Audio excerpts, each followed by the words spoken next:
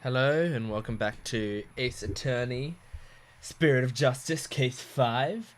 And I am keen for this. I'm just keen to continue with this case. I don't know how much I'm going to be playing in this session. Maybe only like half an hour because I do need to go to bed soon. But who knows? Who knows? Maybe I'll stretch that a bit depending on how interesting it is. Okay. Plus, I'm picking up a lot of discord in Sarge's voice. That usually means the patient wants to say something but can't for some reason. And in Sarge's case, I imagine whatever's plaguing him is pretty severe. In that case, I'll leave it to you and your mood matrix magic. You got it! Your Honor, I believe I can be of help here. Time for a therapy session, is it, Miss Sykes? Yes. It will help the witness with his anxiety, maybe even enough to testify. So the good thing about this is Phoenix is probably not going to be like, a therapy session. I don't think so, like most prosecutors do. Because, well, it's Phoenix. And this is a lawyer in his firm. He doesn't want to make precedent of it not being useful. Then by all means, please bring the poor child out into the light of day. Oh, but I assume this will be alright with you, Mr. Wright. Why not? It's not like we all haven't been through this before. What are you butting in for, lady? There ain't a place on this battlefield for you. I beg to differ, Sarge. This G.I. Jane's always ready for a fight in the courtroom. And wait until you see what I've got in my arsenal. Analytical psychology. With it, I'm going to blow a big old hole in the armor you've built around your heart. Ugh! First evidence, now analytical psychology? Where are these WMDs coming from? Well, if it's a battle you want, bring it on. You may have started this war, but I'm gonna end it. Corpse woman, Sykes. You got it, Sarge. Time to seek out the agony buried deep in your heart. Brace yourself. Whoop. Here we go. Okay, what's wrong with his state of mind, huh?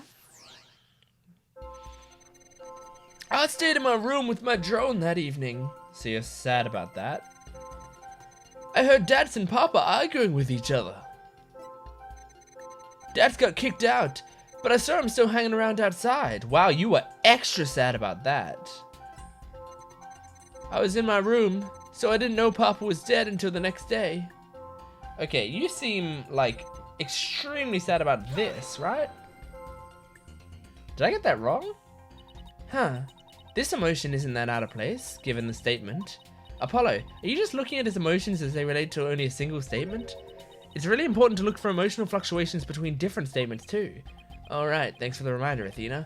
Alright, let's try that again. Okay, I didn't lose any points for that, which is good.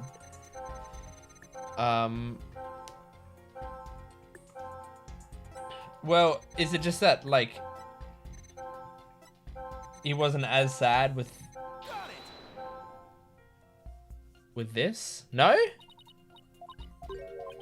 Right. Okay, that's not it. Didn't know Papa was dead until the next day. You're not angry about it, but maybe you just don't feel that much anger for stuff like that.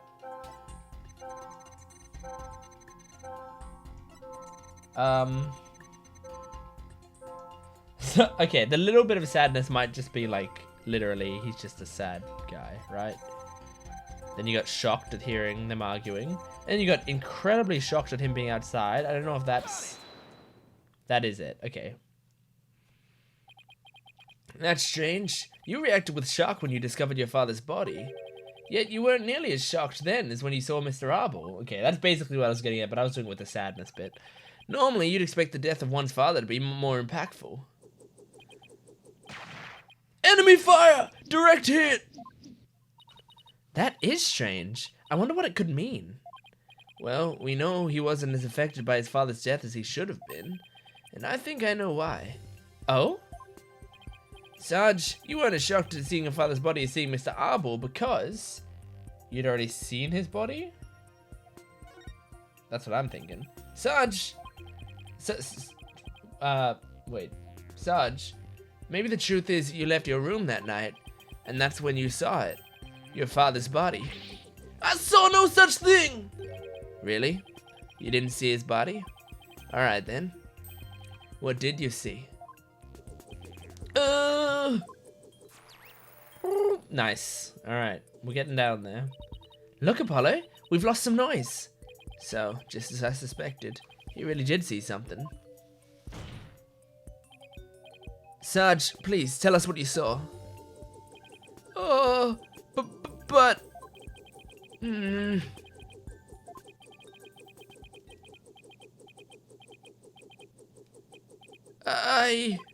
The moment I saw it, ooh, I couldn't bear it. I couldn't stand to lose yet another loved one. Huh? Am I missing something here? Is that why you weren't very shocked when you found out your father was dead? Because you had already sensed that he was a goner somehow? Maybe. Please, Sarge, what was it you saw on the night of your father's murder? Oh, I saw,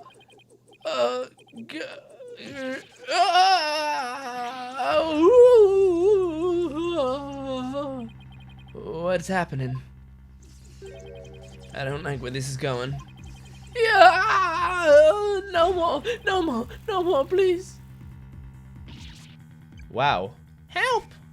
Whoa, what's happening? Whoa, he took Widget. I confiscated your little toy. The battlefield has no place for unauthorized equipment. Widget! Apollo, I can't continue the session without him.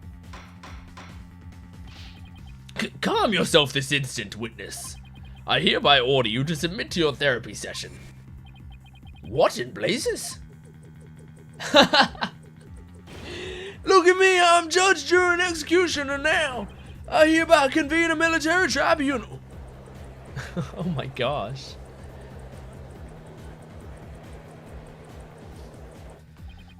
Whoa, this has gone way too far. Bailiff, arrest that drone this instant. Stop resisting. Oh my goodness. If you don't come quietly, I'll fire! Give Widget back right. Oh my gosh. Wow. Maybe trial day 1 is gonna be over now.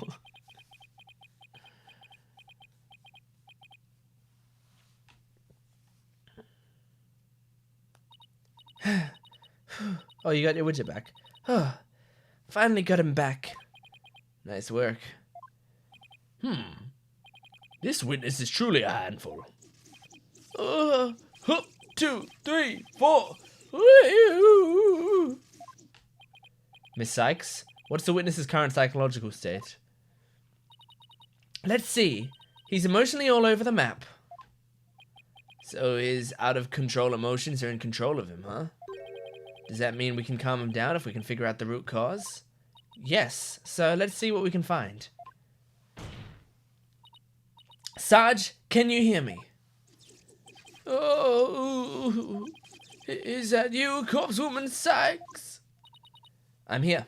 Now, I want you to take a few deep breaths. Just try to relax. Try it with me. Breathe in, breathe out. Breathe in, breathe out. In, out, in, out. And now, let your emotions take you where they will. Go on, just let it all out. Ooh, forces attack. That's the least relaxing breathing exercise I've ever seen. Okay. Let's see. Dats was still hanging around after he got kicked out when I heard more fighting. I got worried about Papa. Okay, you got some info updates? So I left my room, but suddenly I got dizzy and passed out. I remember a flame lighting up the room, and Papa grinning with delight. That's when he must have been killed. If only I hadn't passed out. Okay, so Is this the bit? It's not the fact that your father was grinning? That doesn't seem to be the cause of his current emotional state. I could sure use a clue or two right about now. A person's personality and past shapes their emotional response. Consider everything you know about Sarge. Oh. Wait, didn't his parents die in a fire? Right. Or his mother died in a fire, right? Isn't that what happened? Right. That makes sense. And that's it! Sarge, you were overcome with shock and fear when you saw those flames, weren't you? Was I? Yes, just 6 months ago. You and your mother were caught up in an arsonist blaze, so it's no wonder you would be extremely scared of fire. Yes, that does make sense. And maybe, just maybe, your subconscious fear of fire is what caused you to withdraw from the world. What do you mean, corpsewoman Sachs? In the outside world, you are bound to come across all sorts of fire. Candles, cigarettes, heck, even the grill at a diner. Even if it's not that often, just the idea that you might see them grew bigger and bigger until you couldn't shut it out. I see. Huh. I think you might be onto something. Candles, cigarettes, just thinking about them sends a chill down my spine. Wow, the things I take for granted. Now I see. I was afraid. Afraid of the fire. Strange. I didn't even realize it myself. About that fire, Sarge. Can you tell me what it was burning? Just stay calm and maybe something will come to you. Oh,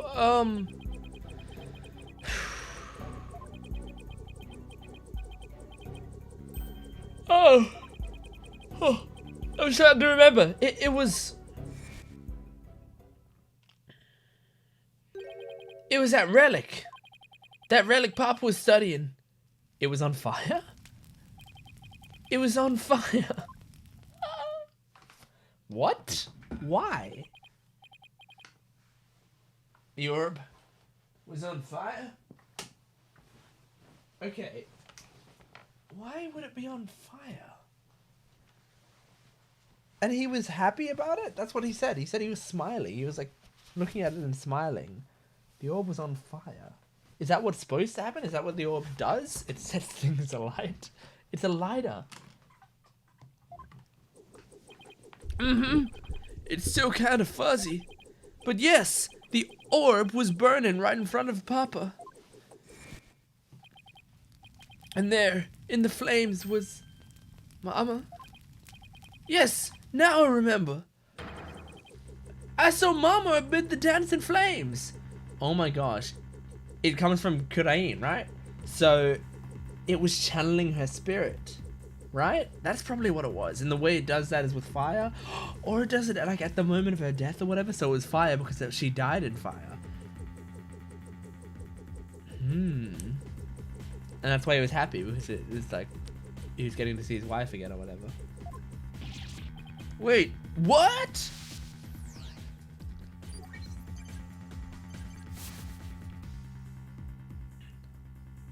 Oh my gosh. That's not how I imagined it. I imagined it inside the orb. Not a spirit emerging from it. 30% still. You still have some stuff. What's going on here? Maybe it's a memory from the fire that killed his mother. He might be confusing it with what really happened when his father died. So let me guess. More therapy? Yep. But this time, it seems there's an inconsistency in his statements. And I think we should be able to prove it with the evidence at hand. Oh, this inconsistency is the key to proving that the relic really is the Founder's Orb.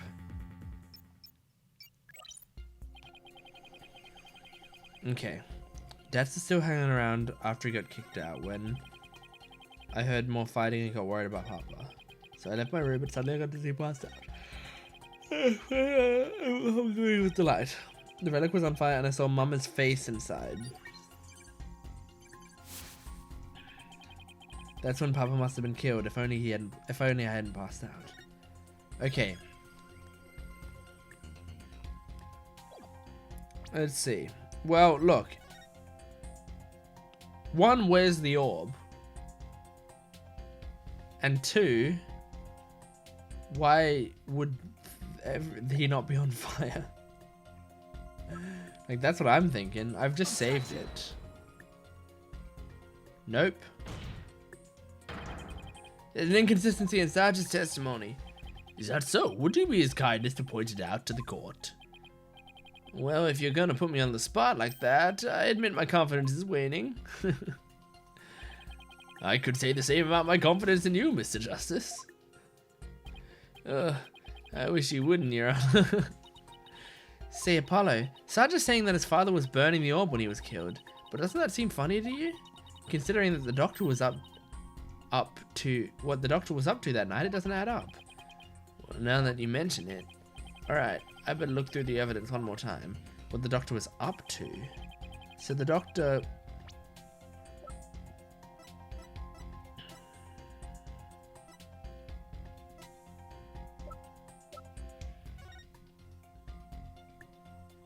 Okay.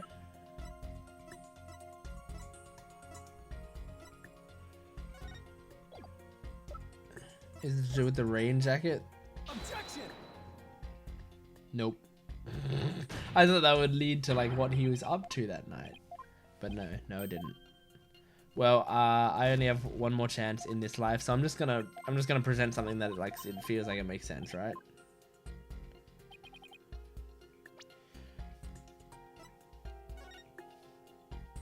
The doctor hid it in the ruins before his untimely death. Right. Well, I mean, how? Yeah, how? Objection!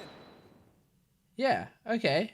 That's the question, is how would he have had the orb? I'm going back to get myself more health because I don't...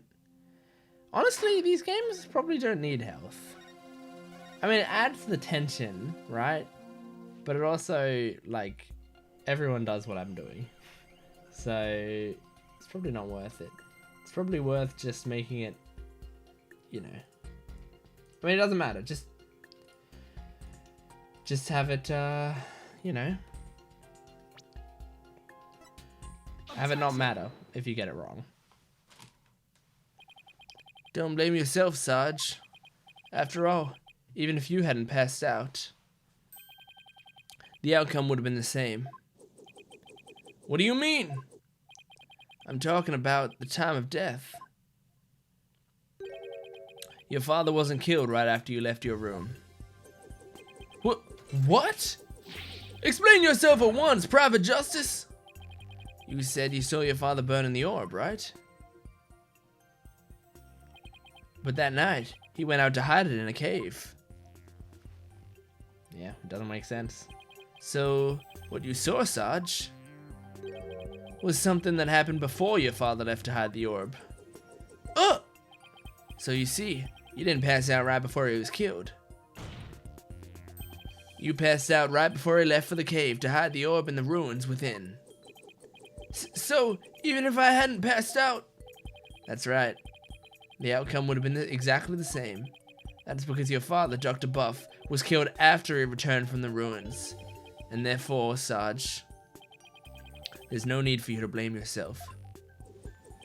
Oh, I see.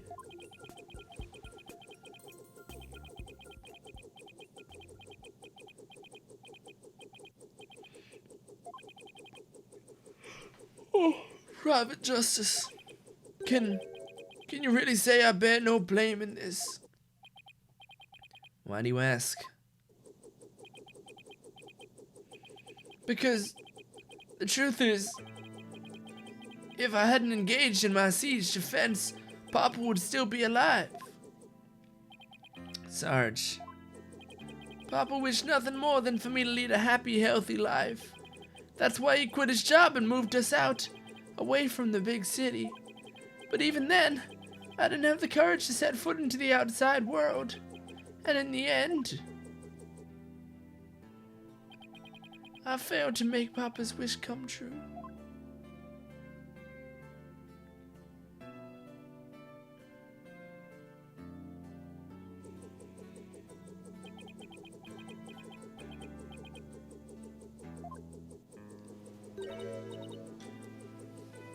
Sarge? Oh. If you want to make your father's wish come true, if that's what you really want, then who's to say it's too late? Why don't you take the first step now? Are we gonna see him? My first step? That's right. You can cast off all your regret.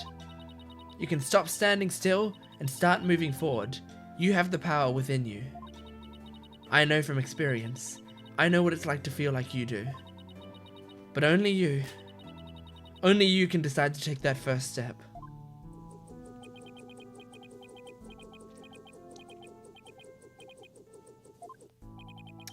If you don't change your tactics now, Sarge, the victory you seek in the war you're waging will always lie beyond your grasp. Don't look so smug. Follow.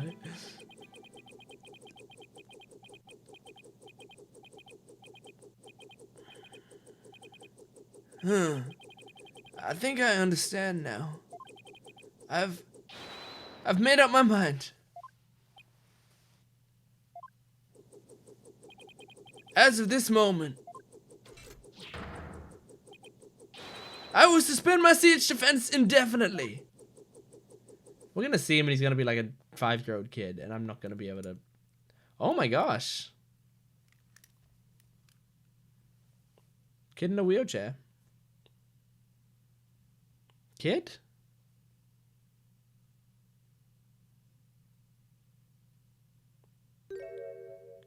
Girl in a wheelchair? Huh? Sergeant Buff, reporting for duty.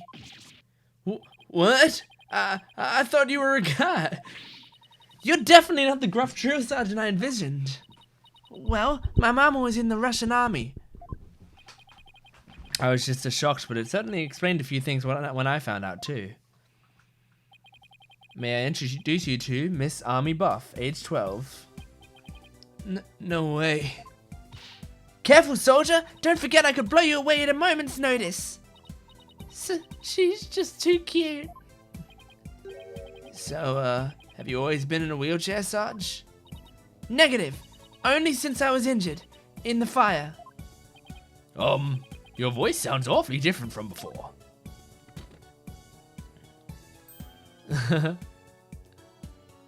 That's... Okay, yeah, so it has a voice changer in it, that's what I'm guessing.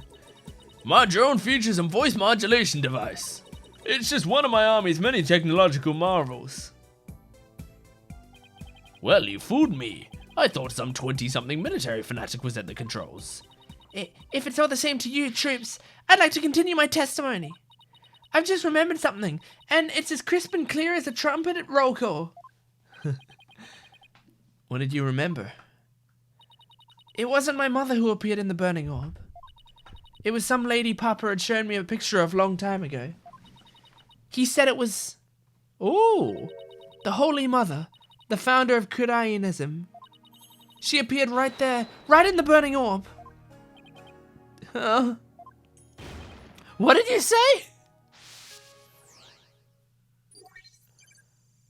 Wow.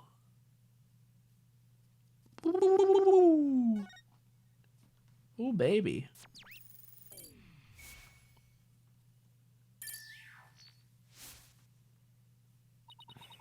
The Holy Mother of Kudaianism was in the burning orb?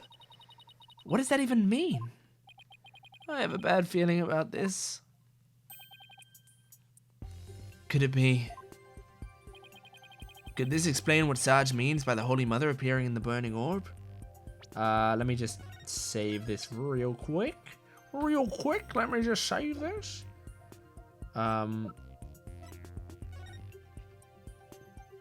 Okay.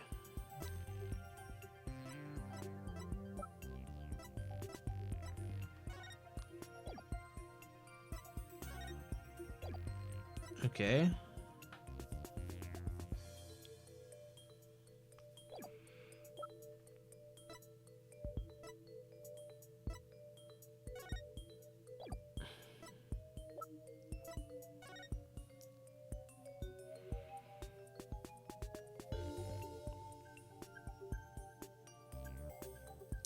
Then shall the Holy Mother return? Is that what it is? Dr. Buff's research notes? What do they have to do with this? Look at this. The burning orb, the appearance of the founder, this part points to both. There we go. Offer those prayers as fervent as fire. Only then shall the Holy Mother return. There's a legend about the orb involving a mysterious riddle. And this song, in turn, is said to contain the key to solving it. If the legend is true, then I believe the answer lies in this part of the song.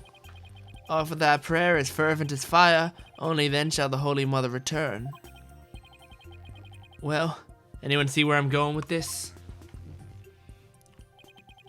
Prayers as fervent as fire. Ah! You're supposed to set the orb on fire? The whole stanza seems to suggest that the founder will appear if the orb is set on fire. Wait, so the doctor, he... Yes, Athena. He had solved the ancient riddle with the founder's orb. Which proves that it's the founder's orb, right? Oh my! Like, that means it has to be the founder's orb. If that happened. Papa was a great archaeologist, so I believe in him. And I want him to I want to believe he achieved his long-time dream of solving that riddle before he died. Well, we won't know for sure until we try it for ourselves. Yes, do it, Private Justice, please. I want to see what Papa was searching for with my own eyes. The plaintiff must object to this. The plaintiff will stand down and be quiet. You don't have the right to set a precious relic like that on fire? Yes, back and forth. Oh, but I do. All I needed was Sarge's permission. Since we still don't know if this treasure is the Founder's Orb or the Crystal of Army Fae, still belongs to Sarge. And the ownership rights the Doctor had now belong to his daughter. Therefore, you have absolutely no right to stop us. Very well, Mr. Justice. I never thought I'd be saying this, but you may burn the evidence.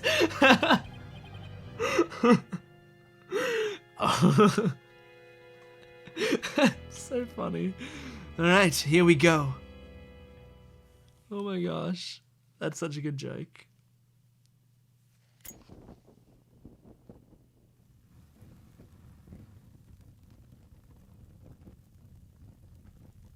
Why does Apollo have a lighter? Does he smoke? Look. Apollo! The inside of the orb! It's melting! There's something in there. Oh, that's actually a face. That's a legit face. Ah! Dirk! Isn't she... Her garb leaves no room for doubt. It's the Founder herself. Face and all. Yeah, that's her face. I don't understand. The greatest of taboos in Koreanism is the depiction of the Founder's face. Yet here it is, hidden within this orb. Wow. Sorry, Mr. Wright, but as you can see, the issue is crystal clear. This figure is the Holy Mother, founder of Koreanism. And based on that, this must be none other than the Founder's Orb. But be that as it may, Mr. Arbol may have killed the Doctor. If so, it would render the orb transfer agreement null and void. Don't play dumb, Mr. Wright. The truth of the matter has already been proven. Dr. Buff wasn't killed right after Sarge saw Mr. Arbol. It happened after the Doctor came back from hiding the orb. And you have no proof that Mr. Arbol was still around at the time. Your claim that the Defiant Dragons were behind the crime doesn't hold water. And that means the orb transfer agreement is still perfectly valid.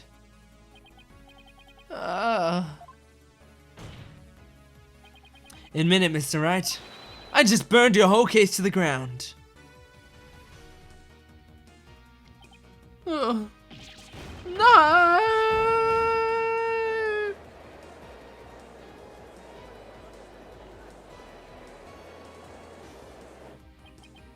I won. I actually won? Mr. Wright, would you care to respond? Respond? I didn't think so.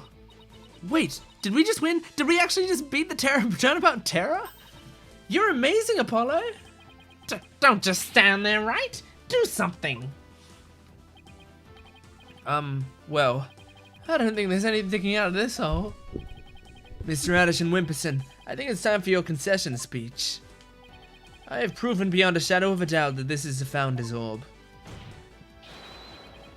The facts don't lie, but you obviously do. How's that for a campaign slogan? Why, you contemptuous peasant. I think this is a good time to wrap up this trial. If both parties have no further objections, I will render my verdict. No objections here, Your Honor. Well, he can't say guilty or not guilty. No, hold it. I know it. You can't do this. The crystal is mine. I'll lose the election if I lose that crystal. I'm sorry, but there's really nothing more I can do. You haven't forgotten about our little chat, have you? Is Phoenix being held hostage? Like, essentially? Or is he being blackmailed? Oh no. Oh no, this is having, Justice for All, the final case of Justice for All flashbacks. Where Phoenix was forced to defend his client. That could be happening again. What's going on here? Objection! Your Honor, I object to the defense's last claim. What? I don't believe they had truly proven that the relic is indeed the Founder's Orb. Mr. Wright, I don't think even you could bluff your way out of this one. What possible argument could you have to claim this isn't the Founder's Orb? About that. Oh, of course. He can't possibly have hit on something. The defense's assertion is incomplete, and this is why.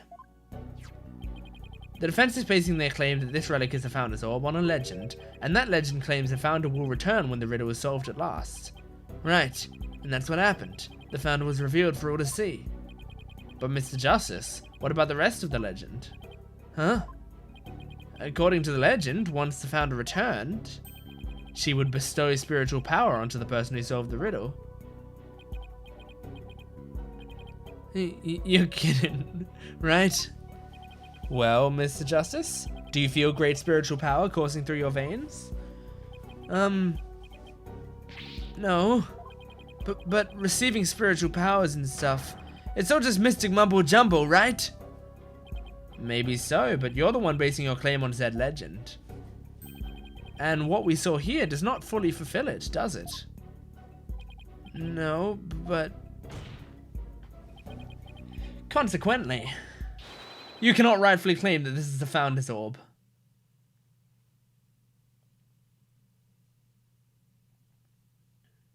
Wow, falling asleep.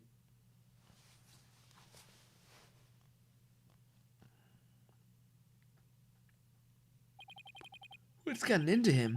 Why is Mr. Wright doing this? It would appear that Mr. Wright has lost a few of his marbles. That couldn't be further from the truth, Your Honor. In any case, I believe this is a good time for a recess. Both sides will have 20 minutes to prepare. I ask that all arguments be ready by then. Oh, and Mr. Wright, you do well to wash up and find your missing marbles by then, too.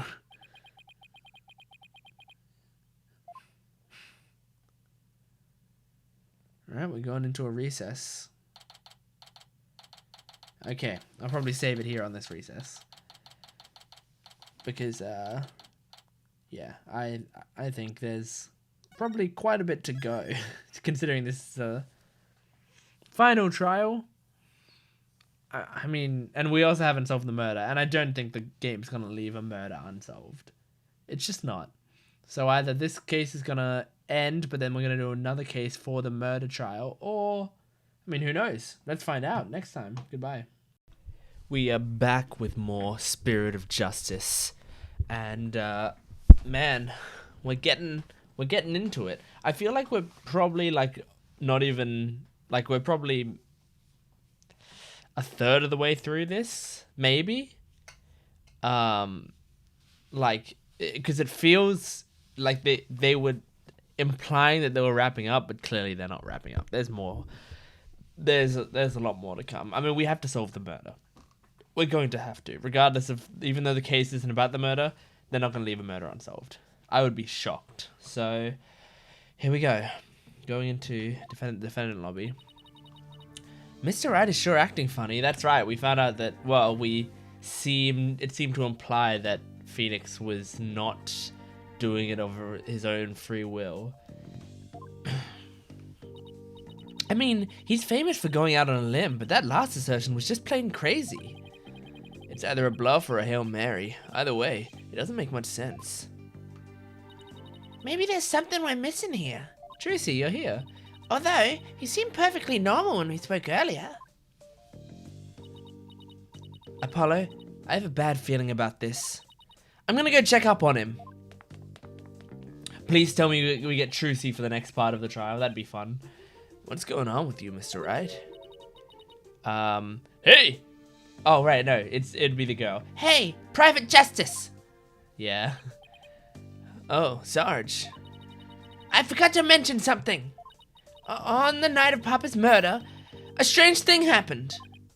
Oh, but why are you only telling me about it now? Well, I didn't say anything because I thought Papa's death was an accident. But now that we know otherwise, I figured it might be important. There's still more to this case. When I left my room and lost consciousness, I passed out right here. That's right above the coffee bar. Uh-huh, but when I came to, someone was pushing my wheelchair. What? I was so scared I beat a hasty retreat as fast as my wheels could take me. Do you know who it was? No, it was pitch black. Plus, I fled my room so fast I didn't even have a chance to turn on the lights. Maybe it was your father. No, he would have said something to me. Besides, I'd have known if it was him. So then it could have been your father's real killer. My thoughts exactly. But you didn't. I love that she cuddles the drone. I only just like really registered that as that was her animation, but that's cute. She's always cuddling the drone. Aw. But you didn't report this to the police? It didn't even occur to me. It's okay. You're obviously still upset, so don't beat yourself up over it. Apollo, this could be really important information. I think the act of pushing Sarge's wheelchair could be part of some bigger scheme. It's hard to see why else the killer would have done such a thing. Guess I should take her statement down as evidence. Okay. Interesting. Oh, welcome back, Athena. Oh, she ain't happy. What's with the long face? How'd it go with Mr. Wright? What should I... Athena? Oops! Sorry, zoned out there for a sec. The recess is almost over, so let's go! Ha ha ha ha! What was that all about? Interesting. So maybe she's in on it now, and so she can't say anything now, because if she says something, then whatever is in danger will continue. Like what if Maya is kidnapped or something? Is that possible? Perhaps, or like Rafa is kidnapped. Oh my gosh. I hope Maya or Rafa aren't kidnapped. That would be so sad. My heart. Alright. Alright. Court is once again back in session. Now, Mr. Wright, about that last objection you raised. It was stupid. We, the plaintiffs, still believe that the defense has yet to sufficiently prove its case. They claim that, according to legend, the Founder's Orb would bestow spiritual powers, yet the relic in question has failed to do so. Therefore, it has failed its own test. I see. He's sticking with that ridiculous argument? It is a ridiculous argument. I'm glad that the game's acknowledged, or at least Apollo's acknowledging it. Furthermore, even if it is the Founder's Orb, it can't be awarded to the Defiant Dragons. After all, they were the ones who killed Dr. Buff. Objection. What are you talking about? That was already proven to be false. There are no grounds for asserting that the Defiant Dragons murdered the Doctor. Oh, but I'm afraid there are, Mr. Justice. Your Honor, I would like to present new testimony to this court. Testimony that will show that Datsar Ball did, in fact, kill Dr. Bluff. What? Very well. You may call your witness. I guess Mr. Wright found another new angle. What new testimony could there be this late in the game? Could be anything. Okay. Here we go. Okay. Fellow citizens, it is I, Paul Atterson, the once and future representative of the people. Jeez, not him again.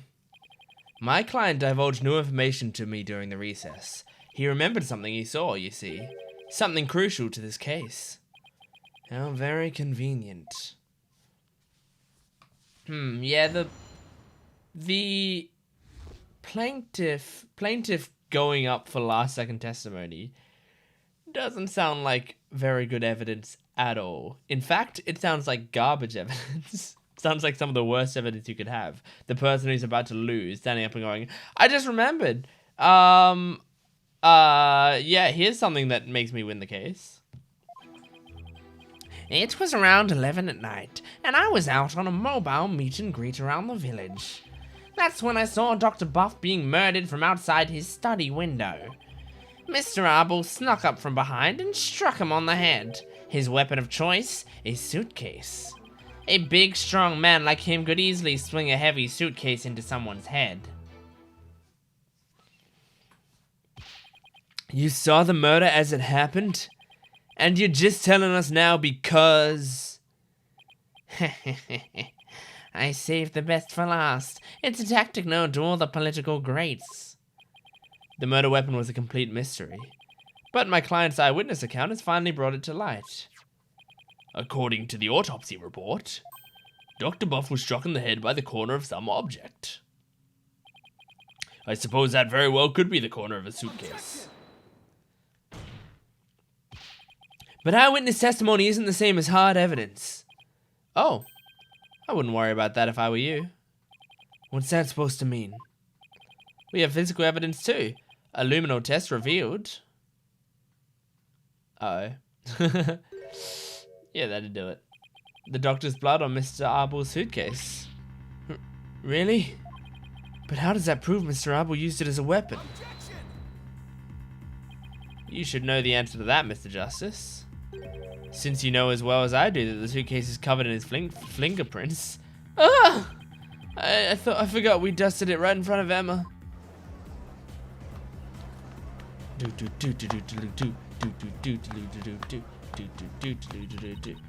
The turnabout terror strikes again.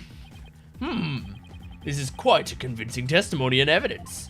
Nevertheless, you may proceed with your cross-examination, Mr. Justice. Oh no. Oh no.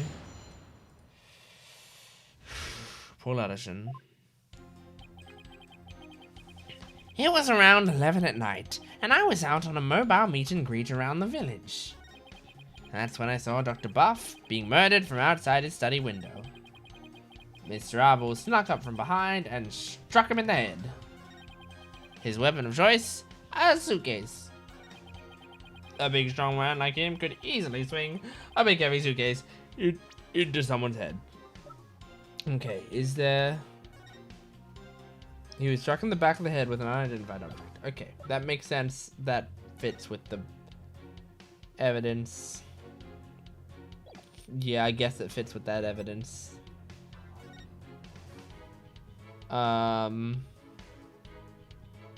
Theoretically, yeah, fits with that evidence. If he was outside the study window, he could have seen that. This doesn't seem to have anything useful. That doesn't have anything useful, I don't think. Okay. 11 at night. Okay, here we go. You were on a so-called... Wait, oops. You were on a so-called mobile meet and greet at 11 at night? That's right. It's the perfect time because everyone is at home. You should have seen how the villagers' eyes teared up when they heard what I had to say. With tears of frustration, no doubt. You weren't riding around in your palanquin? Palanquin? I don't know that word. So I don't know how to pronounce it. Palanquin. That's right. Some village idiot reported me to the police. I've been banned from using it after dark. No wonder. What with all the noise he makes. So what exactly did he see then? This is the voice he's supposed to have. I've been giving him the wrong voice. This is the Apollo voice that I did. That's when I saw Dr. Buff being murdered from outside his study window. Sounds like you witnessed something rather shocking. Indeed, I didn't even believe it at first. I mean, a vicious murder in Kurain? There haven't been many murders there, I take it. If I'm elected, I promise you that such a terrible tragedy will never happen again. A vote for me is a vote to banish murder forever from our beloved Kurain village. Yeah, good luck with that. Mr. Addison Wimperson, please tell the court what you saw at the scene of the crime. Mr. Arbel snuck up from behind and struck him on the head. He snuck up from behind? So you're saying the doctor never even realized Mr. Arbel was there? That's right. He was utterly absorbed in a book. I see. What did you see Mr. Arbel do next? He climbed up the bookshelf ladder and dumped a bunch of books down on the body. I believe he was trying to make it look like an accident, but that idiot didn't realize I could see everything from outside the window. One of those statements doesn't feel right. Your Honor, I believe the witness made an important statement just now about how, That's an idiot. The doctor was reading a book. The crime was clearly visible. I'm gonna say the doctor was reading a book. The doctor was reading a book at the time of the murder. That's vital testimony. Very well. The witness will please add that statement to his testimony. Okay. The doctor was standing in front of the bookshelves. Absorbed in a book. Okay. I'm saving it. If he was absorbed in a book. Now, is the book he was absorbed in the one with blood on it? The blood's on the outside of the book. Objection! That's not what it is.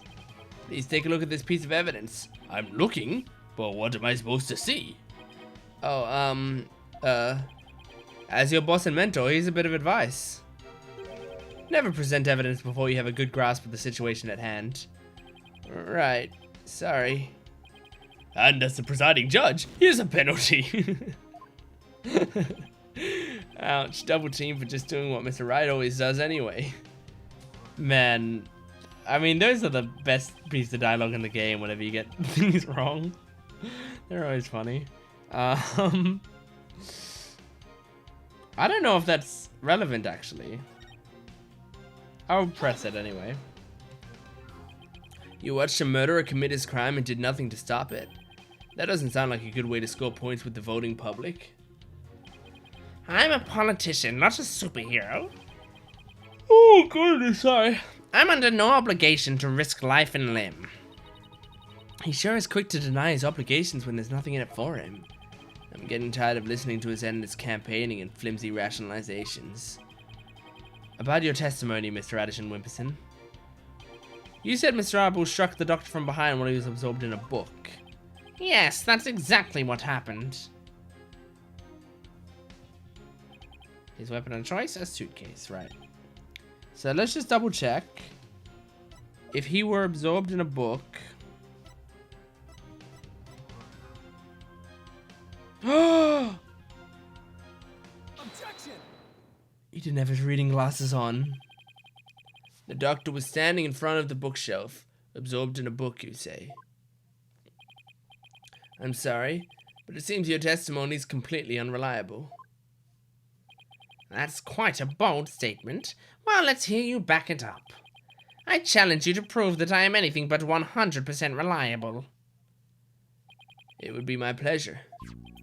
Lately, it seems the doctor's eyes have gotten so bad he needed reading glasses. However, his reading glasses were over on his desk. So you see, there's no way he could have been in reading in front of the bookshelves. I'm sorry, Mr. Addison Wimperson, but I'm gonna have to ask you to explain this discrepancy to the voting public.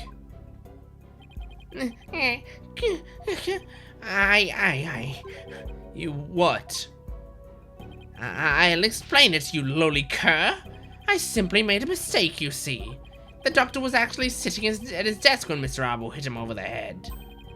But then the doctor would have been facing him. Surely he would have seen him and tried to run. Dr. Buff was nodding off. I could tell because his eyes were closed and he wasn't moving.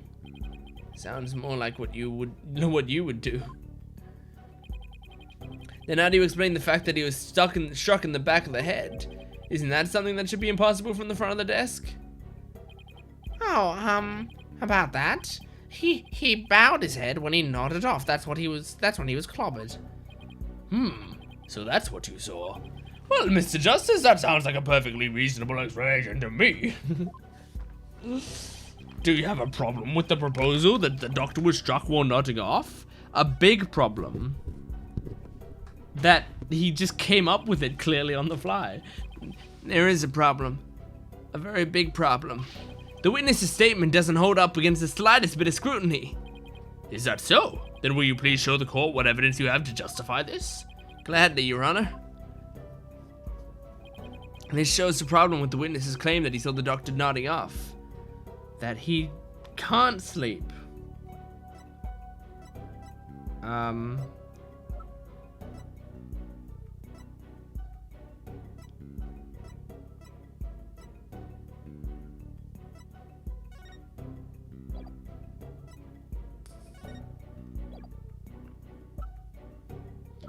gonna save it.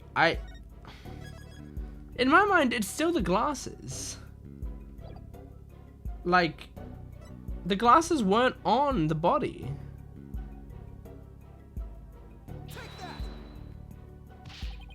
But it's not the glasses.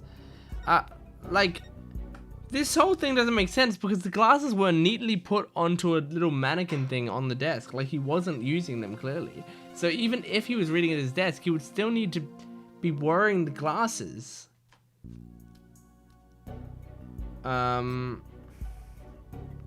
This goes against him nodding off.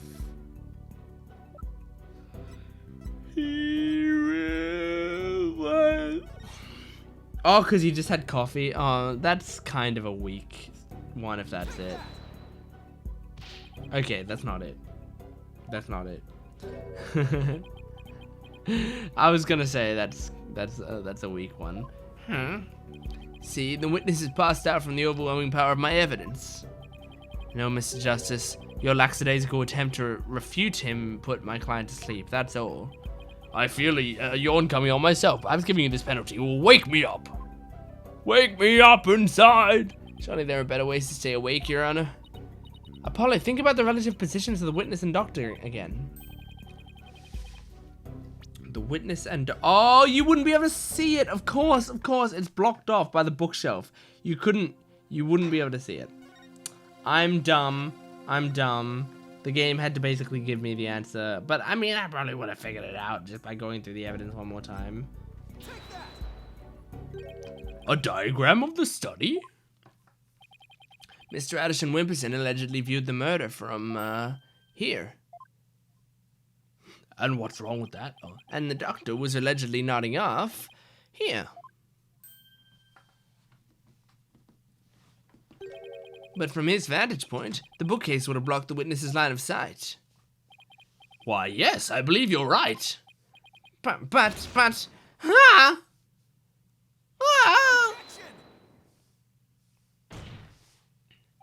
The fact remains, my client knew that the suitcase was a murder weapon. So he definitely has first-hand knowledge of the crime scene. I'm afraid I have to agree with you there, Mr. Wright. But then we have to ask ourselves, from what vantage point did he see the murder? What are you insinuating, Mr. Justice? From what vantage point could Mr. Addison Wimperson have seen the dozing doctor? Once we determine that, I believe we'll finally see the truth behind this incident. The witness saw the murder from right here. I mean, he would have had to see it from here. You've got to be kidding! But that's... It is indeed. But everything only makes sense if the witness was there in the study. Inside the study? But that's the scene of the crime. I know. Mr. Addison Wimperson, the man who claims to be a witness to the murder, was most certainly in that very room. Apollo, are you suggesting... Mr. Addison Wimperson, weren't you the one who actually swung that suitcase? What you're proposing is ludicrous. My client is a small, thin man, whereas Mr. Arbor is the musculature to pull it off. He has a point. I gave up trying to lift that thing after one go. That's right. He's the only one who could have lifted such a heavy object. Now do you understand? The rebel Darts Arbor is a doctor's killer. As long as the suitcase is a murder weapon, the suspicion falls entirely on Dats. You have to poke a hole in Mr. Wright's argument somehow, Apollo. Oh, I will. And with his own technique, no less. If Mr. Addison Wimperson couldn't swing the suitcase around, we'll just have to consider another way he could have used it as a murder weapon. Instead, I'm going to turn this case on its head, Mr. Wright, just like you taught me. You talk big, Mr. Justice, but do you have what it takes? Well, this should be interesting. Mr. Addison Wimperson's testimony has been filled with one inaccuracy after another. First, he stated that Dr. Buff was in front of the bookshelves. Now he claims that the doctor was sitting at his desk. So where was the victim really when he was killed? Also, where was his killer? And how was the murder weapon really used? So the important thing here is the position of the victim and killer relative to each other? Yes, Your Honor. If they were positioned in a certain way, it would be possible to use the suitcase as a weapon without lifting a finger. You can't mean... I would ask the court to recall the study's layout. It's quite distinctive, as you can see. Now, if Dr. Buff was sitting in a certain spot, and his killer was at a certain other spot, the suitcase would become a weapon anyone could use. I'm trying to figure out exactly what they're saying. Are they saying the suitcase was rolled down the stairs? Are they saying he fell off the ladder onto the suitcase? Are they saying he dropped it from the second floor? Very well, Mr. Justice. Where was Dr. Buff's killer at the time of the crime? I don't know. I mean, it could have been here. Could have been here. He could have been here. He could have been here, like at the top of the stairs. At the top of these stairs. If he was at the top of these stairs, he would have... Let me try that. How could the murder have been committed from there? Yes, I would love to see a demonstration. It's not there. Let me think what they're getting at then. It feels like one of those moments where it's like the game is over-explaining it to me, but this is one that I'm actually like, that I'm just dumb. I mean, where was the killer? On the second floor?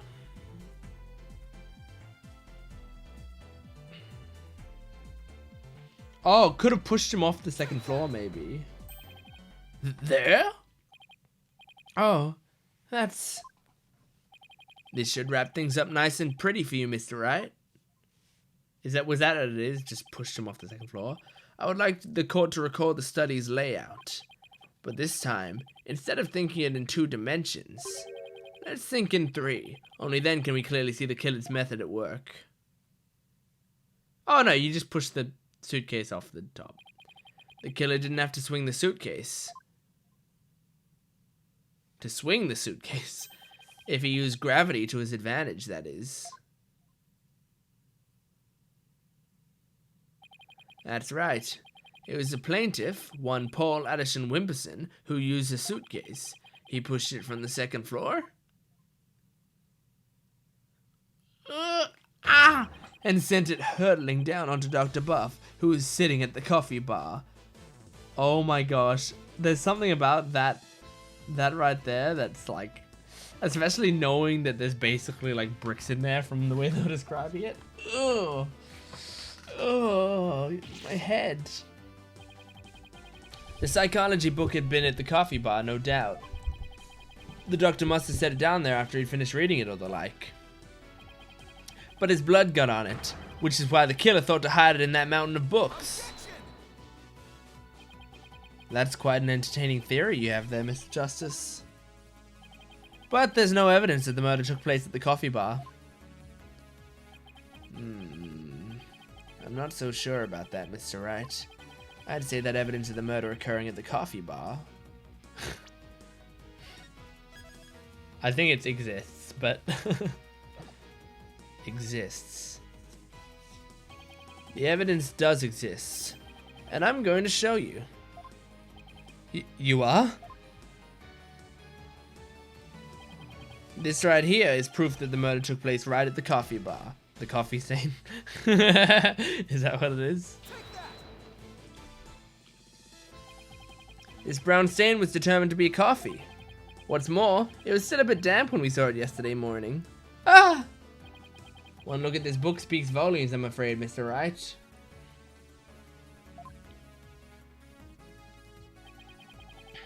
It tells us the doctor was having a cup of coffee at the coffee bar. That's when the suitcase came hurtling down, striking him on the head. Causing both his blood and his coffee to splatter onto it. Ah! Ah! Well, Mr. Addison Wimperson?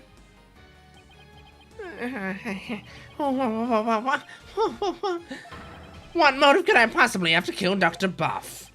And there it is, that final excuse cornered killers are so fond of. Well, the doctor never returned your crystal to you, did he? Instead, he hid it in the cave ruins. Telling him that the Defiant Dragons were a dangerous bunch was a huge blunder. All it did was make him hide the orb. Your lie came back to bite you in the end. Even worse, the doctor saw the news reports, so he knew the relic was the Founder's orb. Being the conscientious researcher he was, he knew he had to return it to its rightful place. And that meant keeping it out of your hands. You were so angry that he refused to return the relic to you. That you killed him with your own hands. Isn't that right, Mr. Addison Wimperson?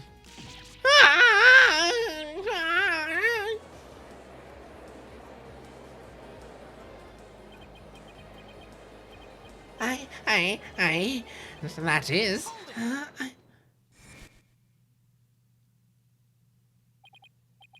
Apollo.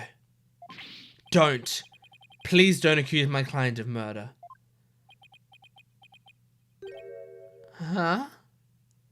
Oh my gosh. Oh my gosh. Oh my gosh. Oh my gosh. This sounds like it's bad. What do you mean, don't accuse him? Why would you even say that, Mr. Wright? What I meant was, he's a promising politician with a bright future ahead of him. It's in our nation's best interest to avoid burdening him with the taint of scandal. Say what?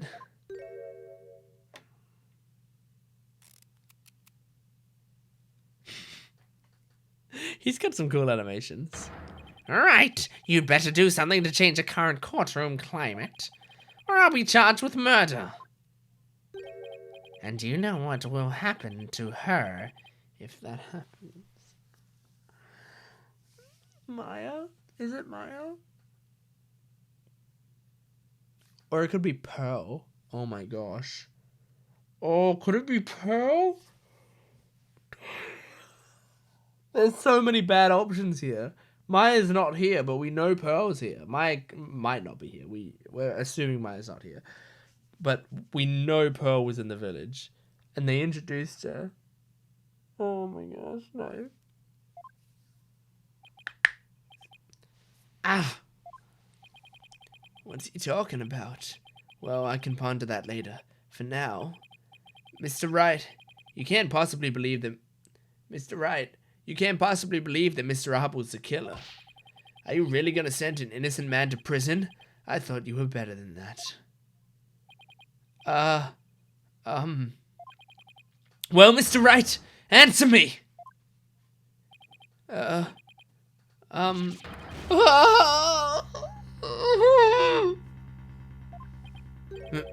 Mr. Wright? What in the world's going on here?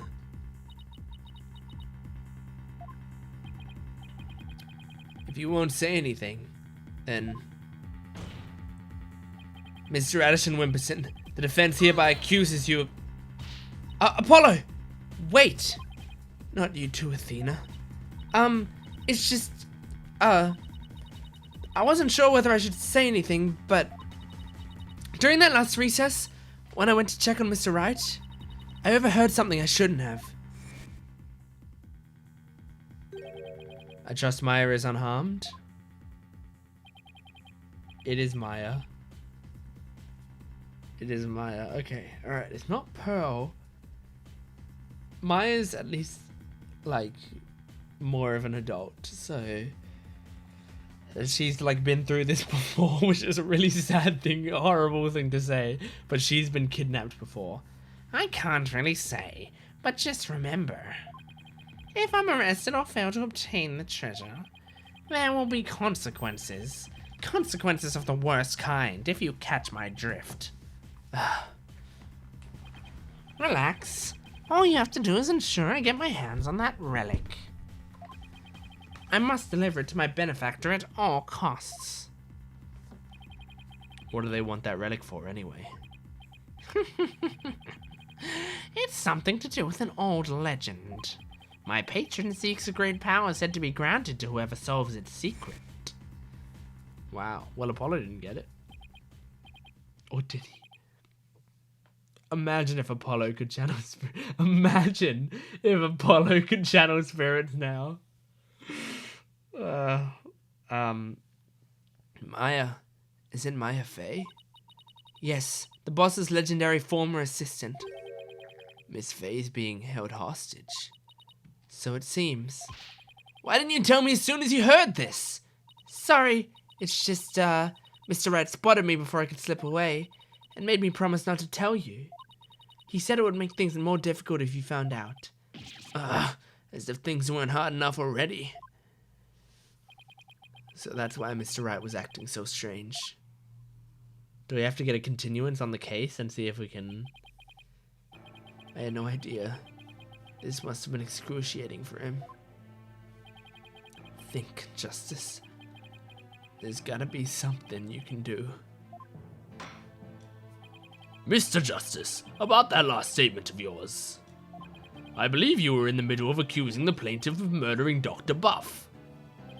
Would you care to continue? I'm sorry, Apollo. I'm really sorry. What's gotten into you two? If I accuse that slime bag, I put Miss Faye's life in jeopardy. Oh, I didn't mean to click that. I'm absorbed in the story. It seems you finally caught on. I'm far too important to be accused of murder. After all, our nation's future rests squarely on my shoulders.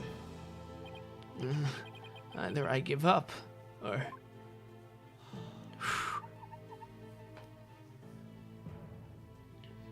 Once I present the crystal to my patron, my victory is assured.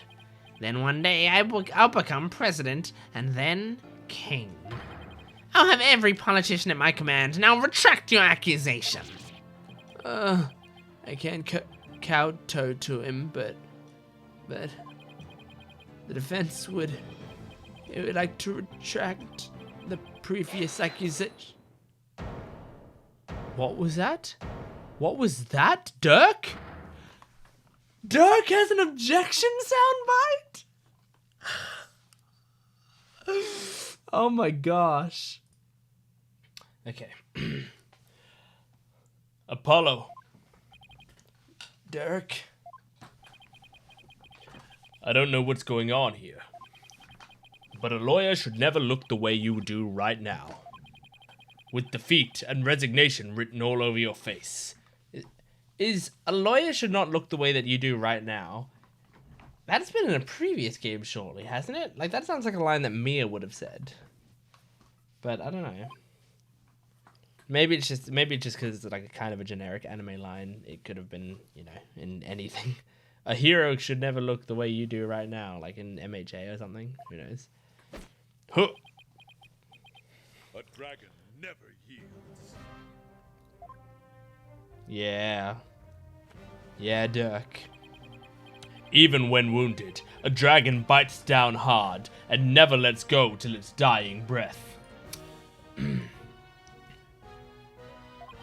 It glares, it roars, and it latches its jaws firmly onto its prey to the bitter end. That's what lawyers do to get to the truth. Dirk, the dragon never yields. He's right. It's all over if I give up now.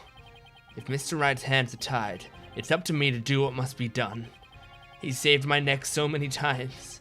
Now, it's my turn to save his. It's my turn to save his. Dirk, thanks for that wake-up call. Huh. Now that's the face of a lawyer you've got there, son. Where there's a will, there's a way. And I'm going to find the way to save Miss Faye and see that justice is served.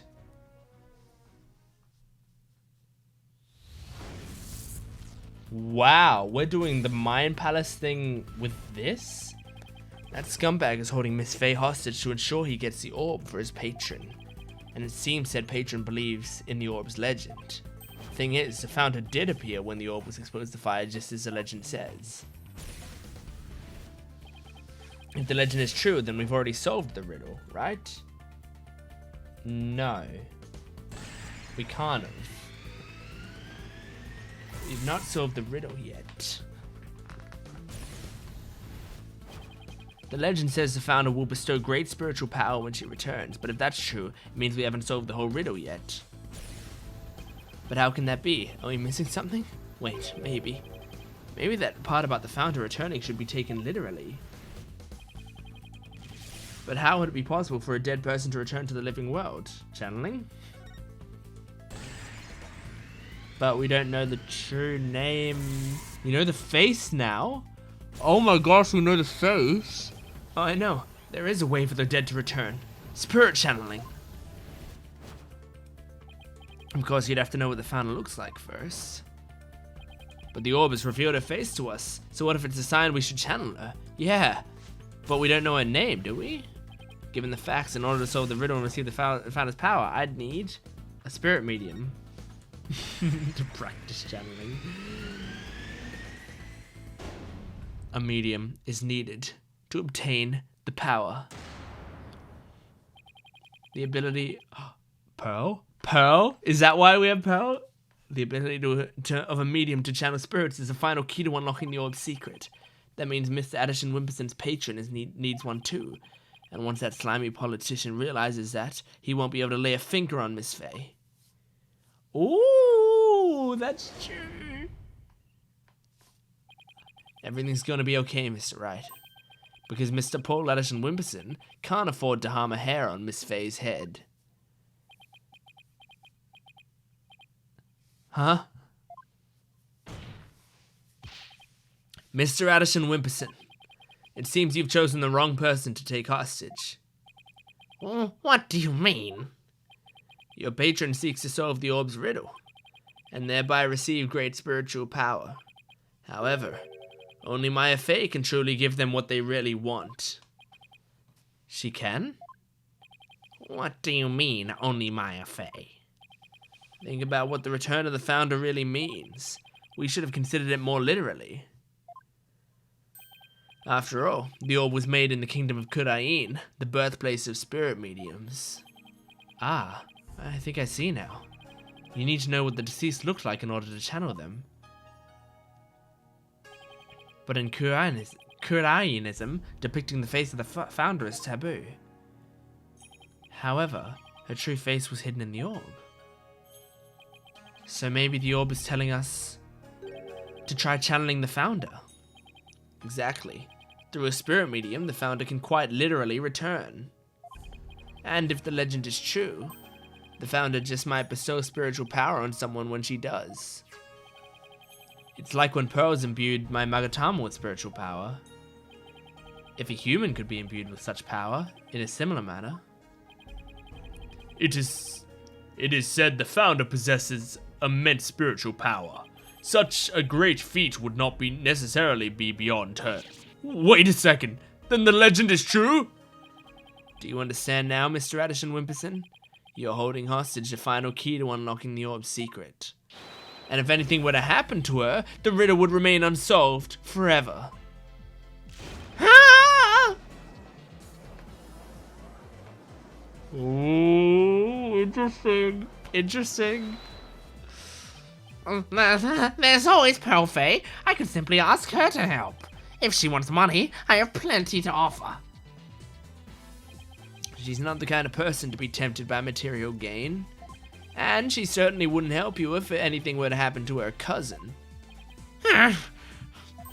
Or maybe you'd like to go ask the Queen of Kurain to channel the founder for you.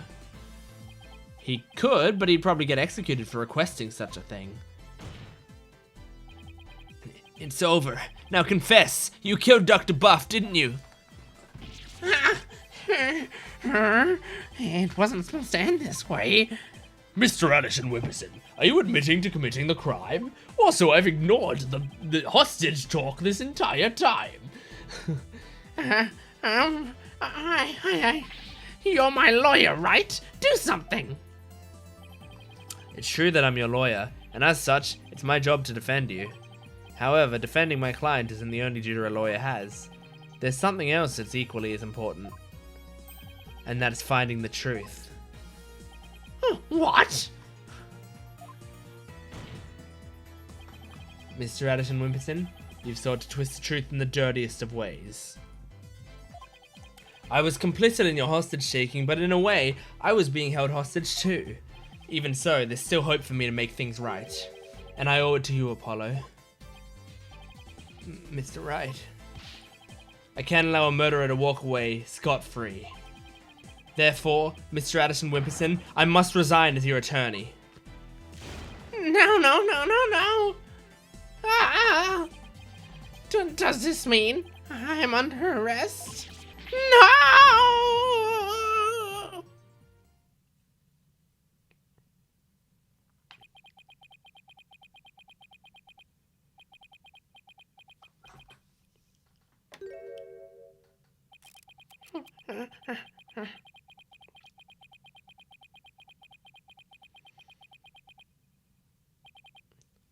Well, I've nothing to confess.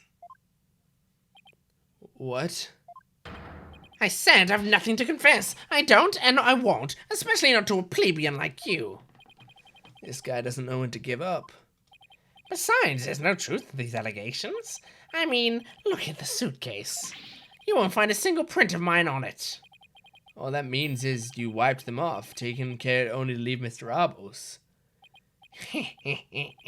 As many a great politician has said before me, no comment.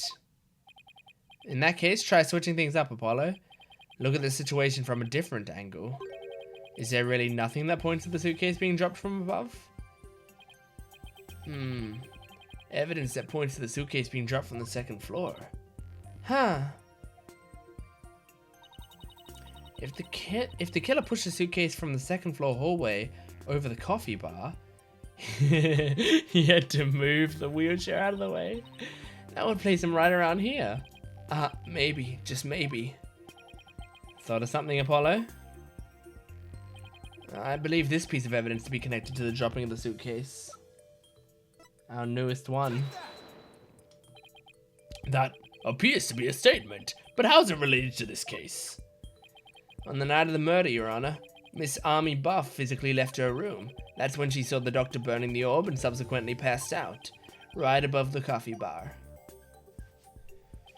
But with her there in the wheelchair, the killer wouldn't have been able to drop the suitcase down onto the doctor. Good point. However, according to Sarge, she woke up just as someone was trying to move her in her wheelchair. Ah! Someone was pushing my wheelchair! What? I was so scared I beat a hasty retreat as fast as my wheels could take me! She must have been in the killer's way and had to be moved. Isn't that right, Mr. Addison Wimperson? And if the killer had pushed the wheelchair with his bare hands, we may yet find the conclusive evidence we need.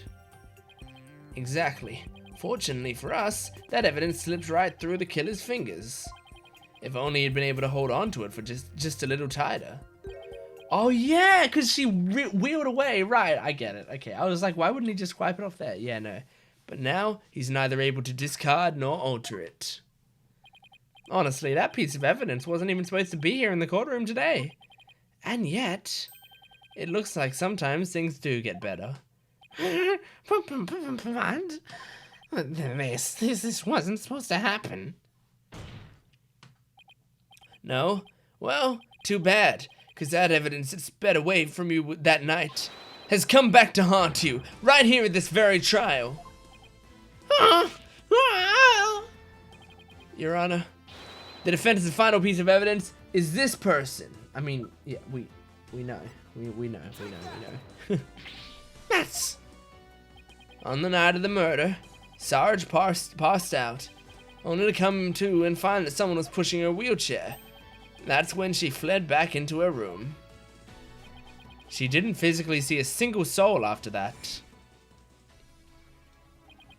Not until Athena drew her out through that therapy session, that is.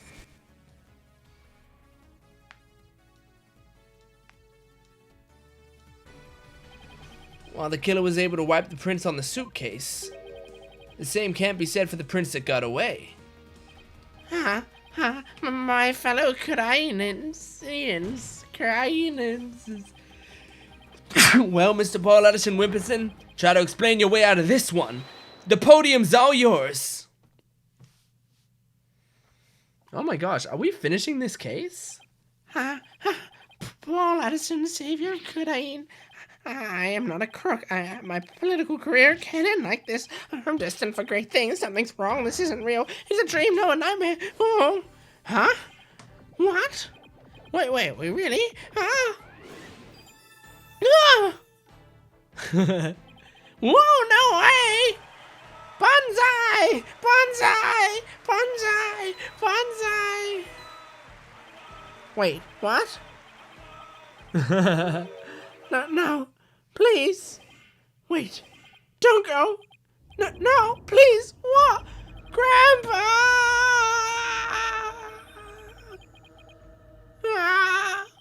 Oh my gosh. And there it goes, finally.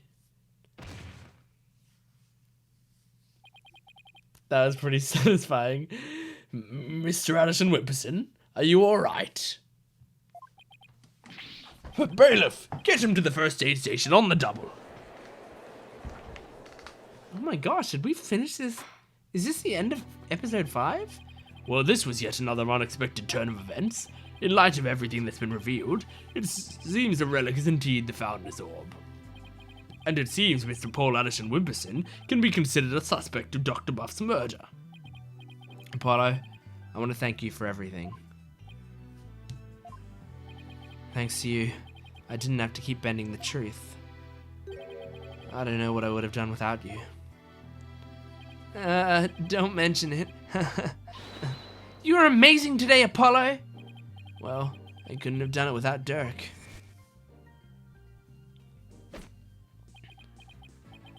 A dragon never yields. A dragon never yields. Even when wounded, a dragon bites down hard and never lets go till its dying breath. It glares, it roars, and it latches its jaws firmly onto its prey to the bitter end. That's what lawyers do to get to the truth.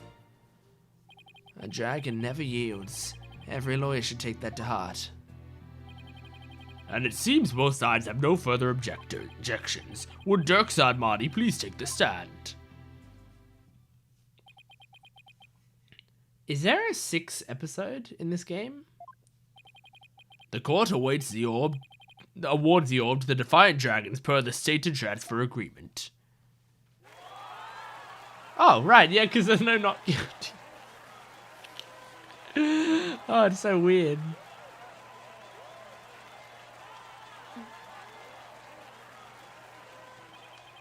Should the Kingdom of Kudain claim ownership, the matter may have to be deliberated in court all over again. I just hope, or shall I say, pray, that I'm not the judge presiding over that one. Oh my gosh. Are we...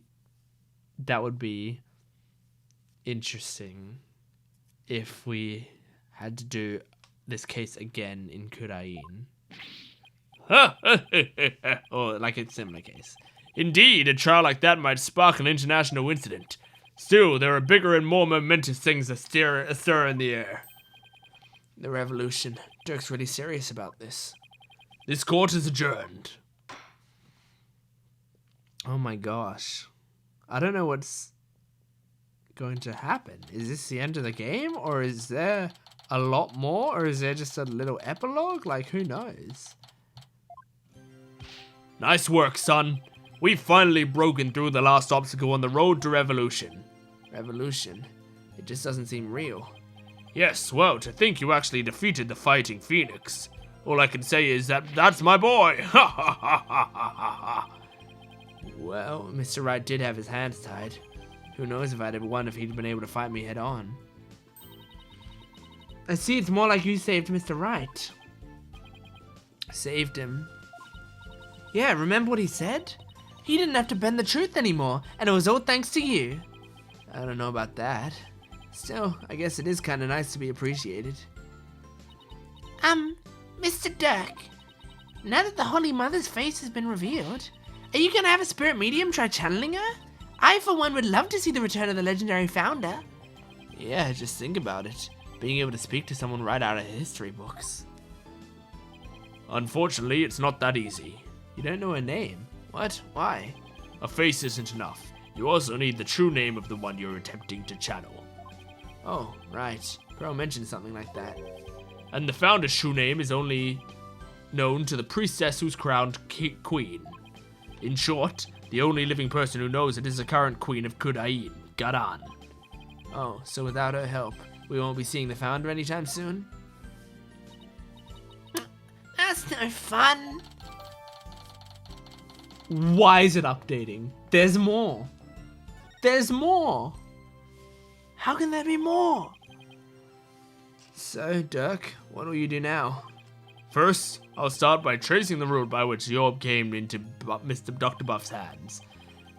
Since we know that it was Paul Adishon that asked the doctor to study it, isn't he the one who stole it? No. Oh, goodness, a political nobody like him couldn't get anywhere near the orb, let alone steal it. He must have had inside help. My money's on someone connected to the royal family. Alright, he said something to that effect back in the cave. Whoever it may be, we need to expose their dirty scheme to the light of day. Well, I'm sure Mr. Wright had plenty of information, courtesy of his dirty client. He might be able to shed some light on this. Speaking of... Oh no. Private justice! Oh no. That was fine work you did at the trial today. You did your sergeant proud. Back at you, Sarge. It took real courage to leave your room like that. It's all thanks to you and Call Woman Sykes. With my siege defense over, I can finally sally forth. But the battle's only just begun. One for me and me alone to fight. To lose your mother, and then your father. What a terrible thing to endure. Yeah, and being wheelchair bound doesn't help. Private justice! I've been thinking. It's about time I stood on my own 2 feet. After all, I no longer have Papa to cuddle me. Huh? I'm afraid I don't follow. Take it a good look, soldier. This is one small step for man, and one giant leap for me. Hold my drone for me, would you, Private Justice? Yes, sir. What's she up to? Or is she not? Is it all like psychosomatic? Like leg trauma? Is that the only reason she's in a wheelchair?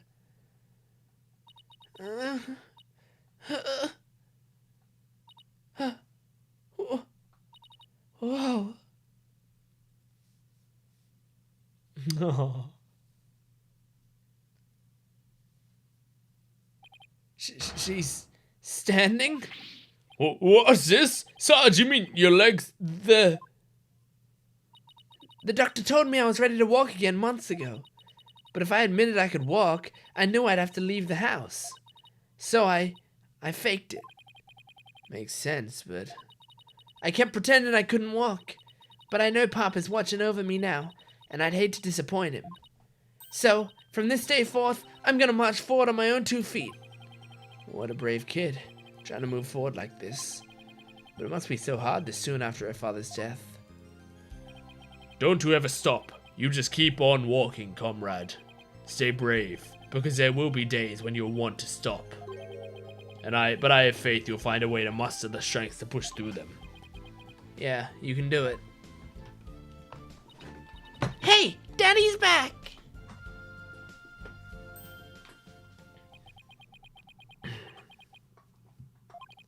Mr. Wright, what's that look on his face for? Oh, Apollo. Is everything alright with Miss Faye? She's safe. For now. Well then, we better go save her, quick! Where is she anyway? I'm afraid I have some bad news. Huh? Mai's not here in the States. We're going back to Kudain. And we're going to be doing a trial in Kudain to save Maya. Is that what it is? Oh my gosh. She's still in Kudain. And she's still being held hostage by the mastermind behind this whole thing. The mastermind? That's right. Paul Addison Wimperson was nothing more than a pawn. Maya's true abductor is the kingdom of Kudain. What? I don't understand, Mr. Wright. What in the world's going on here?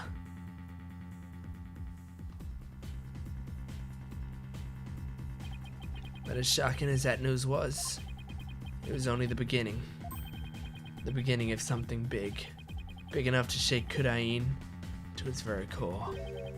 Revolution. I was being swept up in a mighty wave that nothing could stop. Of course, at the time, I had no idea what the days ahead had in store for me, for us. Okay, well, we did not finish the case. No way. I think now we're a third through.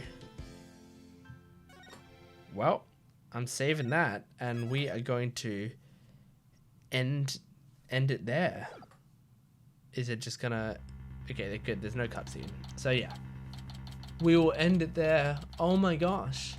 So... Oh my gosh. I think we're a third through. Because that was, all things considered, that was a pretty short case.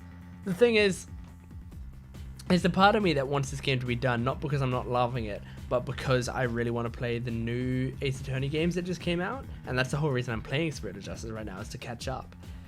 And so I really want to get to them. But at the same time, this is an excellent story. And I'm very curious to see what happens. So I just need to, enjoy it and take my time. But man, I expected that it wasn't as cut and dry as, that one little bit. But I don't know. I didn't think that it would be 2 trials that will take place in different countries. But that makes sense, because there were 2 in the United States and there were 2 in Kudain. Alright, anyway. I'll see you next time. Goodbye.